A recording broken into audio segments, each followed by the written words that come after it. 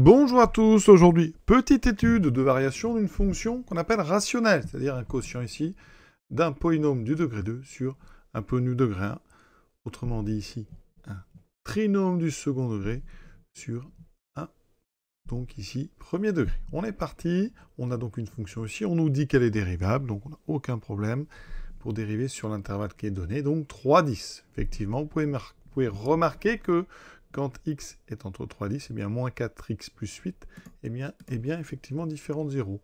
Alors, je le montre juste, hein, mais comme on vous le dit, c'est inutile de le vérifier. Quand on résout moins 4x plus 8 égale 0, ça donne donc moins 4x égale moins 8, et on trouve x égale moins 8 sur moins 4, ce qui donne x égale 2. Donc effectivement, hein, le dénominateur s'annulerait pour x égale 2, mais on est dans l'intervalle 3, 10, donc pas de souci. Donc notre fonction, elle est bien définie et dérivable sur l'intervalle qu'on nous a donné. Donc on va se lancer tout de suite dans le calcul de la dérivée avec une formule que vous connaissez tous par cœur, parce qu'ici, hein, f de x, c'est un quotient, hein, c'est u de x sur v de x, avec u de x qui est donc le numérateur, x carré, moins x plus 3, et v de x, c'est moins 4x plus 8. La formule dont je vous ai parlé et que vous connaissez, c'est la dérivée de u sur v. C'est donc un quotient, elle aussi, u'v moins u fois v' sur v carré. Et on applique ça vraiment. Donc ici, u' de x. Ici, il me faudra v' de x. Donc ça, on dérive x2, ça fait 2x. Moins x plus 3 à dériver, c'est moins 1. D'accord? C'est en fait le coefficient qu'il y a devant ici, x, donc moins 1. Pour l'autre, moins 4x plus 8, c'est moins 4. Et on applique la formule. D'accord? En prenant les choses en commençant par u'. Donc vous faites u' fois v plus u fois v'. Donc f' se présente sous forme d'un quotient. Vous pouvez tout de suite tracer le trait. Au dénominateur, vous trouverez moins 4x plus 8 au carré. Et en haut, donc, 2x moins 1 fois moins 4x plus 8 moins x carré moins x plus 3 fois moins 4. Et là maintenant, petit travail, on va laisser le dénominateur inchangé, on ne développe surtout pas le carré, parce que c'est le signe qui m'intéresse et je sais que c'est positif, je développe en haut, donc double distributivité, 2x fois moins 4x moins 8x carré, plus 2x fois 8 plus 16x, vous voyez ici, faites bien attention, donc ça fois ça, ça fois ça. Ensuite, moins 1 fois moins 4 plus 4x, moins 1 fois plus 8, moins 8. Et ici, vous voyez, j'ai fait ceci, ce produit et ce produit. Là, on a un moins. Par contre, ici, on a un moins 4. Donc, le moins 4, je peux le mettre devant. Ça fera moins fois moins. Ça fera 4. Donc, plus 4 fois x2 moins x plus 3 que je développe immédiatement en distribuant mon plus 4. Et j'obtiens donc 4x2 moins 4x plus 3 fois 4, 12. J'espère que vous avez bien compris ici que ce moins-là se met avec celui-ci en multiplication, hein, et donne un plus. Donc on a juste à faire 4 fois x2 moins x plus 3. Et après on réduit. Qu'est-ce qui nous reste au numérateur? Donc moins 8x2 plus 4x2, donc moins 4x2. Ensuite dx, j'en ai 16 et 4, 20. Moins 4, ça fait 16. Sinon, je peux très bien simplifier les deux 4x. 16x, moins 8 plus 12, plus 4, sur moins 4x plus 8 au carré. Il va me falloir le signe du numérateur. Vous pouvez remarquer qu'on peut factoriser en haut par 4, donc je vais le faire. Parce que 4, c'est un nombre entier positif. Et ici, ça me donne donc moins x2, plus 4x, plus 1. On part maintenant à la recherche des signes. Donc on attaque la question de signe. Donc il me faut le signe de moins x2 plus 4x plus 1. Donc les coefficients, comme d'habitude, on va doucement. Voilà. Delta, c'est donc b carré moins 4 ac, ce qui fait 16 plus 4, ça me fait 20. Strictement positif. On a donc deux racines.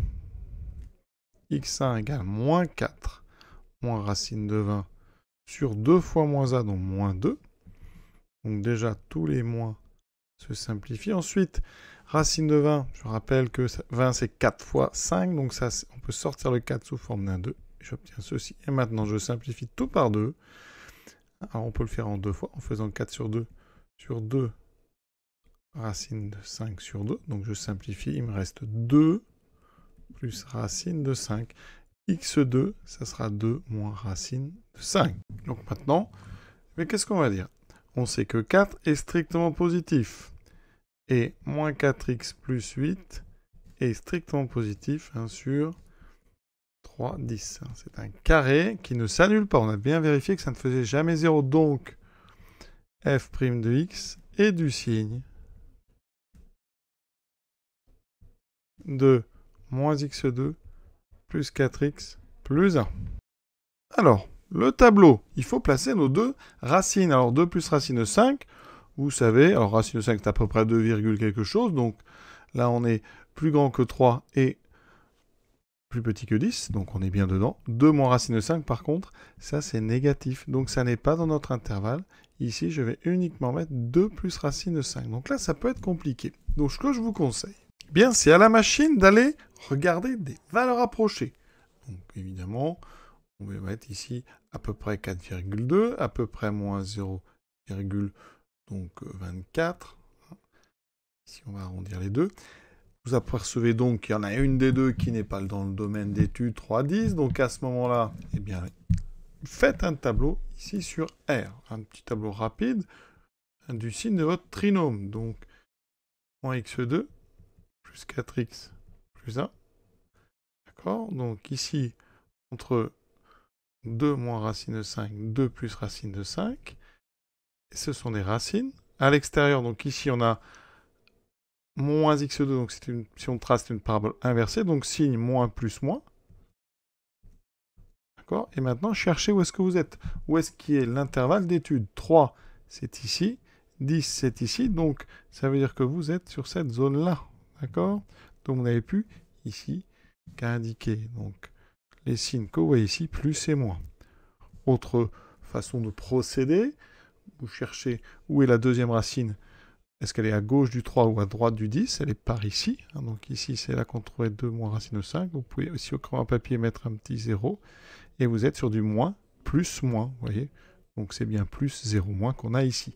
Ça vous donne les variations de f de x en fonction de x. Donc croissant, décroissant. Et maintenant, à la calculatrice, on va aller chercher les 3 valeurs qui nous manquent pour compléter ce tableau. Donc ici, on a un maximum local.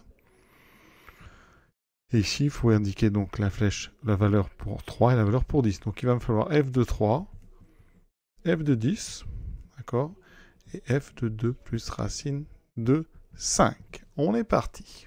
Sur votre calculatrice, ici une Casio, vous allez donc rentrer l'expression en faisant bien attention. Donc là, on a x carré moins x plus 3.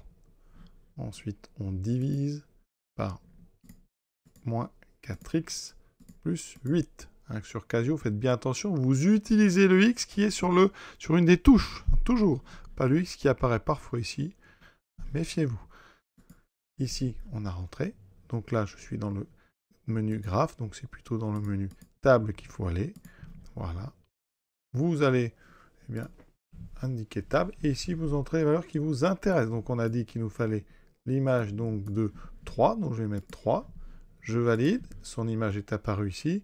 J'indique 2 plus racine de 5. Je valide, son image est apparue ici. Et ici, j'indique 10 et je n'ai plus qu'à ici recopier. Donc pour 3, l'image c'est moins 9 quarts. On note ça tout de suite. Et pour les deux autres, moins 1,87. Et pour 10, ici, moins 93 sur 32. Voilà, donc après, vous mettez ça dans votre tableau. Vous vérifiez surtout que tout ça est bien cohérent. Donc ici, moins 9 quarts, on va monter. Donc le résultat, moins 1,87 doit être plus grand. Alors, moins 9 quarts, c'est donc moins 2,25. Donc c'est parfait. D'accord, donc je vais les écrire quand même. Donc ça, c'est exactement moins 2,25. Et pour le 93 sur 32, on m'indique ici, donc, moins 2,9 à peu près. Donc, on va bien ici sur une... Ici, si vous mettez une valeur rapprochée, vous pouvez rajouter à peu près égal. Et ici, vous mettez moins 93 sur 32.